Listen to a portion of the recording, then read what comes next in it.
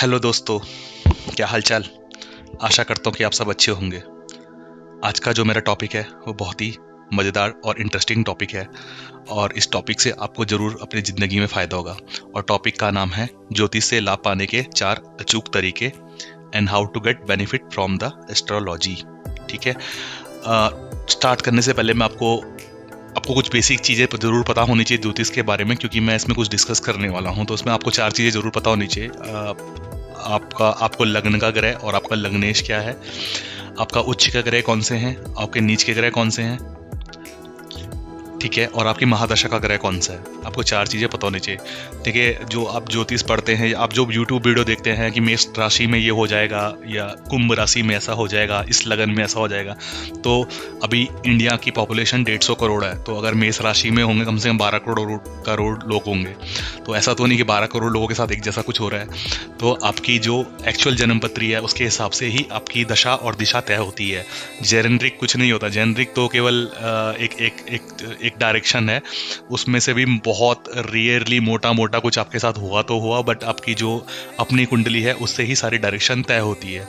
तो अपनी कुंडली निकालिए। ठीक है। जेनरिक मत देखिए, मैं जेनरिक बताता भी नहीं हूँ क्योंकि जेनरिक कभी यूज़ होता नहीं। आई नो उसके उन वीडियोस में लाखों व्यूज़ आते हैं कि मेष राशि, क्योंकि 12 करोड़ लोगों की मेष राशि है, तो अगर 12 करोड़ लोग मेष राशि के बारे में देखेंगे और 12 नहीं करोड़ नहीं तो अगर 50 लाख लोग भी देखेंगे तो कितना व्यूज़ आ जाएगा एक वीडियो पे। But it's not about view, it's about giving some meaningful information to the people कि आप अपना कुंडली देखिए और आप एटलीस्ट बेसिक जानकारी आप अपनी कुंडली का निकालिए। बहुत सारे ऑनलाइन पोर्टल में कुंडली बन जाता है, ऑनलाइन कुंडली बनती है। उससे आप 3-4 चीज़ें पता कर लीजिए। आपके उच्च के ग्रह कौन से हैं, नीच के ग्रह कौन से हैं, आपका लगन के ग्रह कौन से हैं और आपकी महादशा के ग्रह कौन से हैं। बस आपको 4 चीज़ें पता करनी है। चलिए स्टार्ट करता हूँ। तो सबसे इम्पॉर्टेंट और सबसे मेजर जो है वो है कि लग्न। लग्न क्या होता है? लग्न बेसिकली मेन हाउस होता है आपकी कुंडली में, क्योंकि आपकी कुंडली में आपको पता है 12 खाने होते हैं। 12 खाने होते हैं, हर खाने का कुछ मीनिंग होता है। तो सबसे पहला खाना लग्न होता है। लग्न क्या होता है? लग्न आपकी कुंडली का प्राइम मिनिस्टर खाना होता है, मतलब वो आपकी कुंडली को गवर्न करता है ओवरऑल। तो अगर आपका लग्न मजबूत है या लग्न का ग्रह मजबूत है, मतलब लग्न का मालिक को बोलते हैं लग्नेश। तो अगर आपका लग्नेश मजबूत है, ठीक है, तो समझ लो आपकी कुंडली की एटलीस्ट 60% स्थिति तो वैसी अच्छी हो जाएगी, मतलब आपको और कुछ देखने की जरूरत ही नहीं है।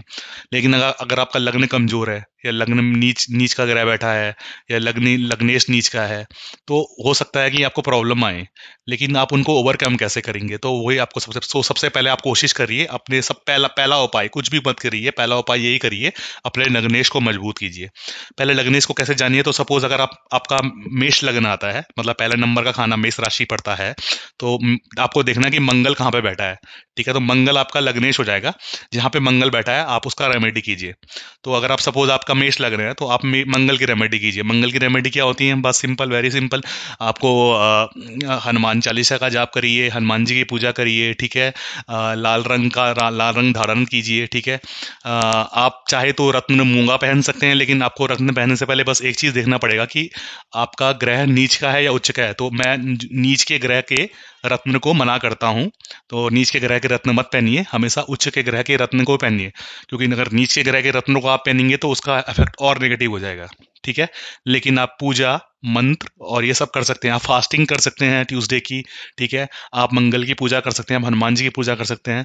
तो अगर ये जैसे एग्जाम्पल आपने मैंने मंगल का दिया, इट कैन बी आपका आपका लग्न सपोज चंद्र, मतलब आपका समझ लो चंद्र है। अगर अगर लगन का मालिक चंद्रमा है तो आपको फिर चंद्रमा के उपाय करने पड़ेंगे। आप पूर्णिमा का व्रत रख सकते हैं। आप दूध, रात को दूध नहीं पीना अवॉइड करिए। तो आप ऐसे बहुत सारे डिफरेंट रेमेडी है, वो मैं कभी और वीडियो बनाऊंगा। लेकिन आप बस कोशिश कीजिए, आप अपना लग्नेश को मजबूत कीजिए, लग्न के ग्रह को आप हमेशा मजबूत कीजिए। ठीक है। और लग्न अपना पता करिए। केवल राशि, इंडिया में मैं देखता हूँ कि सबको राशि तो पता होता है लेकिन लग्न किसी को पता नहीं होता है। तो लग्न पहले पता करिए कि लग्न क्या है और लग्न का ग्रह कौन सा है। लग्नेश पता करिए। जब आपको लग्नेश पता चलेगा तो आपका मैक्सिमम चीजें हो जाएगा। राशि इज इंपॉर्टेंट बिकॉज राशि हमारे चंद्र से निकलती है और जहां पे चंद्रमा बैठता है वो राशि होती है। राशि इज इंपॉर्टेंट बट लग्न इज ऑल्सो वेरी इंपॉर्टेंट। ठीक है। दूसरा जो सबसे इंपॉर्टेंट चीज है वो है आपके उच्च के ग्रह। तो आपकी कुंडली में देखिए आपके उच्च के ग्रह कौन से हैं। ठीक है, उच्च के ग्रह बोले तो जो अपनी उच्च पोजीशन में बैठे हैं या तो अपने घरों में बैठे हैं। उच्च के, वैसे तो उच्च के ग्रह मतलब हर ग्रह एक जगह पे कुछ कुछ कुछ हाउसेस में जाके उच्च हो जाता है, या फिर कुछ राशियों में जाके कुछ ग्रह उच्च हो जाते हैं, या फिर अपने हाउसेस में भी उच्च हो जाते हैं। ठीक है, तो वो डिपेंड करता है, मतलब 100%। जैसे फॉर एग्जाम्पल मंगल आपका फॉर एग्जाम्पल मंगल आपका 10वीं राशि में उच्च हो जाता है। ठीक है, तो और मंगल आपका 8वीं राशि में, मतलब वृश्चिक राशि में नीच हो जाता है। ठीक है, तो बस आपको ऐसे करके देखना होता है कि कौन सी राशि में उच्च हो रहा है, कौन सी राशि में नीच हो रहा है। अगर आपकी 10वीं राशि में बैठा है या मकर राशि में बैठा तो उच्च हो जाएगा। तो आपको क्या करना है, उच्च के ग्रह के दान नहीं करने हैं आपको। ठीक है, जो आपका ग्रह उच्च होता है उसका ध्यान नहीं करने है। मैं आपको इस स्लाइड इस वीडियो के आखिरी में एक बहुत आसान तरीका बताऊंगा, जिससे आप बिना जन्म पत्र देखे भी अपने ग्रह पता कर सकते हैं। ठीक है, वो मैं आपको लास्ट में बताऊंगा। लेकिन अगर आपको पता है अपने उच्च नीचे ग्रह, तो आप उन कभी उच्च के ग्रह का कभी दान मत कीजिए। ठीक है, क्योंकि अगर आप उच्च के ग्रह का दान करेंगे तो उल्टा आपका और नुकसान होने लग जाएगा। ठीक है, तो सबसे पहले ये करिए, उच्च के ग्रह का कोई उपाय मत कीजिए आप। ठीक है, जो ग्रह उच्च का है वो तो अच्छा ही है, उसका उपाय क्या करना है। पर ये लोग क्या करते हैं, उच्च के ग्रह का भी उपाय करने लग जाते हैं। तो ठीक है, चाहे तो आप रत्न पहन सकते हैं, वो date is a different thing, but आप उसका उच्च ग्रह का उपाय ना ही करें तो बेटर है। आप रेमेडी हमेशा नीच के ग्रह की या खराब ग्रहों की रेमेडी कीजिए। ठीक है, अच्छे ग्रहों की रेमेडी मत कीजिए। तीसरा है हमारा नीच के ग्रह। ठीक है, नीच के ग्रह अगेन आपको पता करना है नीच का ग्रह कौन सा है, क्योंकि हर जगह जैसे जैसे जैसे बृहस्पति आपका कैप्रिकॉन राशि या मकर राशि में नीच का हो जाता है, चंद्रमा उच्च का हो जाता है वहां पे, सॉरी मंगल तो मकर में उच्च का हो जाता है, बल बल पर जुपिटर आपका मकर में नीच का हो जाता है। ऐसे हर ग्रह कहीं पे उच्च का कहीं का नीच का हो जाता है। जैसे जैसे जुपिटर कैंसर में उच्च का हो जाता है।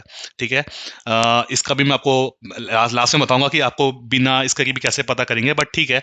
आप बस नीच का ग्रह पता कर लीजिए अपना, या तो जब भी आप जन्म पत्र किसी पंडित से पूछ के ऑनलाइन देखे पता करिए नीच के ग्रह कौन सा है। और नीच के ग्रह का आपको रेमेडी करनी है तो नीच के ग्रह का ही कीजिए। तो जब भी दान करने हो दान हमेशा नीच के ग्रह के करिए, दान उच्च के ग्रह के मत कीजिए। ठीक है, रत्न हमेशा उच्च के ग्रह का पहनिए, नीच के ग्रह का मत पहनिए।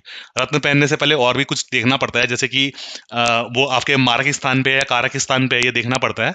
तो अगर अच्छे स्थान पे है, सपोज सपोज मंगल आपके अच्छे भाव में, जैसे 5वें भाव में, नौवें भाव में है। ठीक है, या आपके लग्न में है या फिर 11वें भाव में, तो आप ऐसे में रत्न पहन सकते हैं। ठीक है, लेकिन अगर वो खराब भाव में बैठ गया कोई भी आपका, जिसका आप रत्न पहनने वाले हैं, ठीक है, तो वो फॉर एग्जाम्पल 6वें भाव में बैठ गया कोई ग्रह, आप उसका रत्न मत पहनिए। 12वें भाव में बैठ गया तो उसका रत्न लोग पहनते हैं, ठीक है, डेट्स ओके, बट अवॉइड करिए। पर अगर आपको सूट करता है तो पहनिए, कोई डेट्स डेट्स ओके। ठीक है, एनीवे क्योंकि मेरा चैनल मोर स्पिरिचुअलिटी का चैनल है, ज्योतिष का थोड़ा सा मैं कम है, बट मैं जो क्योंकि ज्योतिष बहुत बहुत बहुत सिंपल, ज्योतिष एडवांस साइंस है, बट सिंपल है, मतलब स्पिरिचुअलिटी थोड़ा हायर लेवल की साइंस है। ठीक है, तो इसलिए मैं आपको ज्योतिष में, मतलब मैं डराता नहीं हूं। ज्योतिष के उपाय तो बहुत सिंपल है, क्योंकि जब मैं आपको महाविद्याओं का ज्ञान दे सकता हूँ तो ज्योतिष का ज्ञान तो कुछ भी नहीं है। ठीक है, ज्योतिष का ज्ञान तो आपको ऐसे पता चल जाएगा। तो आप डरिए मत। अगर आपको ट्राई करना है कोई रत्न, तो कुछ टाइम के लिए ट्राई करिए, आपको उसके इफेक्ट दिखना शुरू हो जाएंगे। यूजुअली क्या करते हैं लोग, एक रत्न को एक हफ्ते या 9 दिन या 10 दिन के लिए ट्राई करते हैं। उसमें उनको पता चल जाता है कि हाँ, ये रत्न मेरे लिए अच्छा है या खराब है, because they get some good news और सम बैड न्यूज़ और समथिंग, बिकॉज मैंने भी कुछ ऐसा किया है। और उसके बाद आप उस रत्न को आप पहन सकते हैं। ठीक है, सबसे इंपॉर्टेंट और जो मैं सबको बोलता हूँ, महादशा का ग्रह। तो हर हर आपकी हर ग्रह की एक दशा आती है, और आप करंट हर, जैसे फॉर एग्जांपल कोई भी बंदा होगा या कोई भी औरत या आदमी या कुछ भी होगा, तो उस पे कोई ना कोई ग्रह की दशा चल रही होगी, जिसको महादशा बोलते हैं।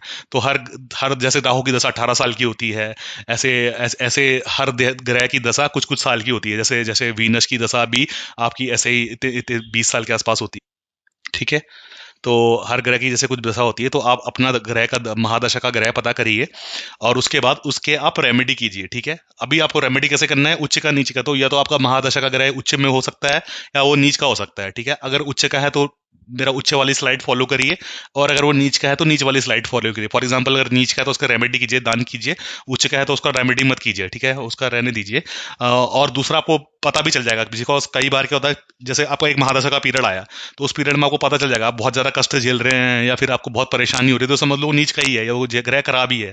तो कई बार आपको हमेशा बेसिक कुंडली या ऐसे जाने की बजाय अपने सिम्टम रिलेट, जो कि मेरा लास्ट स्लाइड है, don't go what by astrologers. ठीक है, जो कोई भी पंडित, कोई भी यूट्यूबर या कुछ भी कुछ कहता है उसके हिसाब से मत जाइए।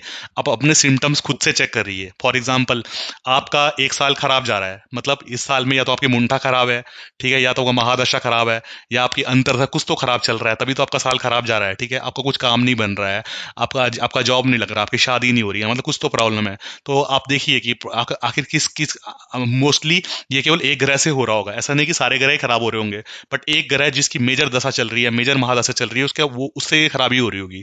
तो आप उस ग्रह की रेमेडी, उस ग्रह को पकड़िए, उस ग्रह को पकड़ने की कोशिश करिए। ज्योतिष में लोग यही करते हैं, लोग उस ग्रह को पकड़ने की कोशिश करते हैं जिससे ये सारी प्रॉब्लम आ रही होती है इंसान को, मोस्टली महादशा के ग्रह से आती है, ठीक है, जितना जितना मेरा एक्सपीरियंस है, ठीक है। और भी दशाएं होती हैं, योगिनी दशा होती है, चर दशा होती है, बट महादशा इज वेरी इंपॉर्टेंट, विमसोत्री जो 120 साल की होती है, ठीक है। ये तो हो गया।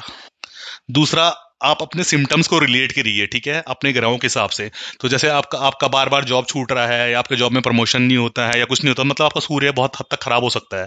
तो अगर आप सिम्टम से रिलेट करेंगे, आपके पास लिक्विड मनी नहीं है, आपके पास कैश प्रॉब्लम है, ठीक है, पैसा टिकता नहीं है, पैसा आता नहीं है, तो आपका मोस्ट लाइकली मून खराब हो, चंद्रमा खराब होगा, ठीक है। आपका बाद बाद में झगड़ा होता है रिश्तेदारों से, भाइयों से, ठीक है, उनसे, तो आपका मंगल खराब हो सकता है। आपकी आपकी बहन बुआ इनसे झगड़ा होता है, तो मोस्ट लाइकली आपका बुध खराब हो सकता है, ठीक है। बृहस्पति, अगर आपकी एजुकेशन सही नहीं चल रही है, आपके घर में बड़े बूढ़े नहीं ज़्यादा ज़्यादा टिकते हैं, या फिर वो है, तो आपका जुपिटर खराब हो सकता है। आप धार्मिक नहीं है, मोस्टली तो ये जुपिटर खराब होने की निशानी है। शुक्र खराब होने की निशानी है, आपको आपको अपोजिट अपोजिट जो भी आपका जेंडर है उसके उधर से आपको सुंदरता नहीं मिलती है, आपको लग्जरी नहीं मिलती है, अपोजिट जेंडर का सुख नहीं है, तो आपका शुक्र खराब हो सकता है। और अगर आपके पास वाहन का या मकान का या इन चीज का प्रॉब्लम है, तो आपका शनि खराब हो सकता है, ठीक है। तो आपको बस बेसिकली चेक करना है कि आखिर आखिर आपकी जिंदगी में क्या मिसिंग है, उस हिसाब से आप वो समझ जाओगे आपकी, आप हमारा भी ये वाला ग्रह तो खराब है, तो आप इस हिसाब से अपनी रेमेडी कर सकते हैं। रेमेडी हम किसी और टाइम में बताएंगे। एक और चीज मैं आपको बता दूं, कई बार क्या होता है कि वैदिक से, क्योंकि मैंने एक वीडियो और भी बनाया था पीछे, वैदिक से पता करना is little bit more difficult, कौन सा अच्छा है कौन सा खराब है, तो लाल किताब से ज़्यादा बेटर आपको सूट करेगा। अगर आप लाल किताब से पता करेंगे, लाल किताब में भी ऊंचे और नीचे ग्रह होते हैं, ठीक है, पक्के घर के ग्रह और वैसे नीचे के ग्रह, तो आप उससे पता करेंगे तो ज़्यादा बेटर मेरे हिसाब से। अगर मैं चेक करता हूँ किसी को, तो मैं लाल किताब से ही चेक करता हूँ कि इसका लाल किताब का ग्रह इस खाने में है तो ये अच्छा है, इस खाने में तो बुरा है, ठीक है। उसमें दशा अलग होती है, बट दशा विंशोत्तरी दशा काफ़ी यूज़ होती है, बट लाल किताब की दशा भी होती है, और उसमें 36 साला चक्र, 35 साला चक्र, ये सब भी होते हैं। बट इतना सब जानने की जरूरत नहीं है, आप बेसिकली आप बहुत सिंपल, आप सिम्टम चेक करिए, सिम्टम से आप खुद ही समझ जाएंगे, आपको कुछ भी देखने की जरूरत नहीं है, आप सिम्टम से ही पता कर लेंगे। बहुत सारे लोगों की जन्मपत्री गलत भी बनी होती है, तो कई बार वो चेक भी करते हैं, तो उनके सिम्टम्स मैच नहीं करते उनके पत्री के साथ। तो सिम्टम्स अगर सही, अगर आपके सिम्टम्स अपने से रिलेट करते हैं, तो आप अपनी रेमेडी ज़्यादा बेटर तरीके से कर सकते हैं, ठीक है। रेमेडी हम कभी और डिस्कस करेंगे, मुझे कमेंट में लिख के बताना if you want to see more video like that. अभी के लिए इतना ही, धन्यवाद।